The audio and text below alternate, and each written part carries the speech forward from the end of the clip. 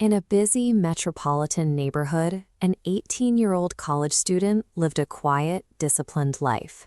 Her world was defined by her studies and her close relationship with a single mother who had raised her with a fiercely protective eye. Everything changed during a morning commute when she collided with a man in his 50s. Books and notebooks sprawled across the sidewalk. The man was frantic to help, offering a level of humility and apology that seemed to exceed the simple accident. The next day, he appeared again at a shop near her campus, holding out ice cream for the girl and her friend. He explained it was a peace offering for the previous day's clumsiness, turning a fleeting moment into a recurring presence in her life. As the weeks passed, the man became a fixture in her routine. He didn't just provide company, he offered specific study strategies and spoke at length about the importance of integrity and resilience, slowly stepping into the role of a mentor. During these talks, the girl would often share her tiffin. The man always praised her mother's cooking, using those moments to ask respectful questions about her mother's life and how she was faring. This man was dedicating his days to the development and safety of a girl he supposedly barely knew, acting with the quiet intensity of someone who had a significant stake in her future. Several months into this arrangement, the bond had reached a point of genuine trust. The girl no longer saw him as a passerby, but as a person who understood the rhythms of her life.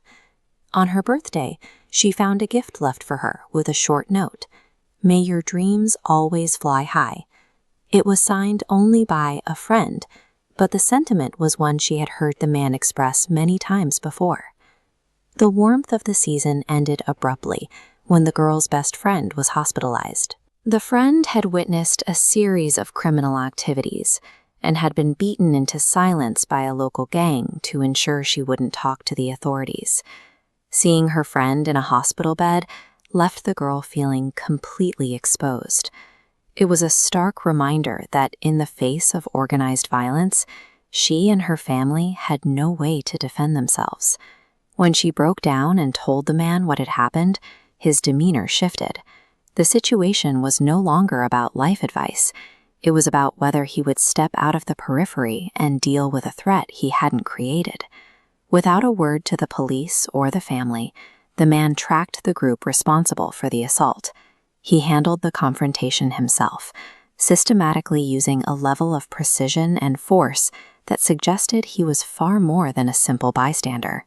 Within days, the criminals arrived at the hospital.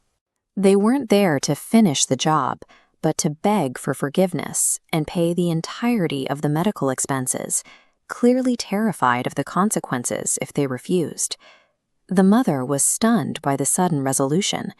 She told her daughter that anyone capable of providing that kind of protection deserved to be thanked in person, and she insisted on inviting the man to their home for coffee. Despite the girl's repeated requests, the man refused. He would help from the street, he would provide for them from the shadows, but he would not set foot inside their house or meet the mother face to face. He was a man who would risk his life to protect the daughter, yet he seemed paralyzed by the prospect of standing before the mother. Suspicious of the man's constant excuses, the mother decided to follow her daughter after class. She needed to see for herself who had been playing guardian to her child. When the man turned around to greet the girl, the mother stopped in her tracks. She wasn't looking at a stranger.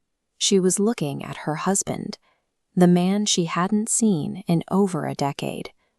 Years earlier, he had served as the head of a major military ammunition factory, a position of extreme responsibility and high-level clearance. Investigators claimed weapons were diverted to enemies, with the paper trail leading directly to his desk, resulting in a life sentence.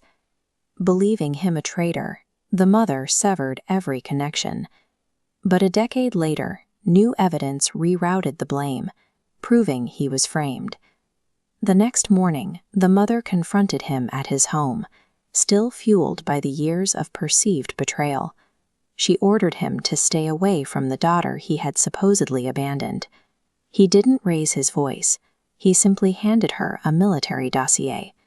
Inside were the official records of his trial, the discovery of the frame-up, and the final decree of his full exoneration.